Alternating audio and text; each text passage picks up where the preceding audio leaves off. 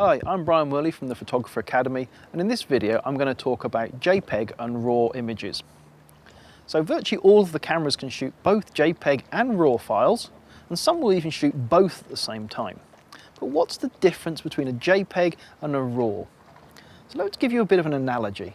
So if you imagine that you decide you want to have some chocolate cake. There are two ways to get chocolate cake. You can go to the store and you can buy a chocolate cake. When you get home, all you've got to do is eat it. Alternatively, you can go to the store and you can buy all the ingredients for chocolate cake. So you buy the flour, the eggs, the butter, the sugar, and the chocolate powder.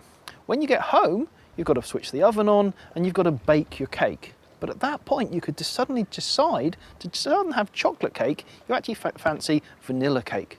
So you can change the recipe and you've now got a different cake, but you still have cake. And in essence, this is what RAW and JPEG is. So the JPEG is the shop-bought chocolate cake. You ask for chocolate cake, you get chocolate cake. But the RAW gives you much more. It gives you that flexibility that after you've taken the picture, in this case you've bought the ingredients, you can process it differently to give you a different result. Now a RAW image uses all of the data from the sensor, and it's compressed, but it's not compressed with any loss. So what you get is the maximum possible quality can be extracted from a RAW image.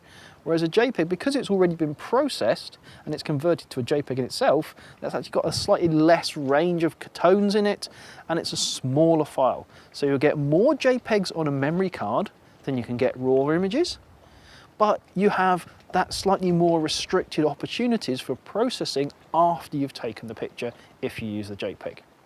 So that means that a lot of photographers choose to use the RAW image, and they then need to process those RAW images when they get back from their shoot.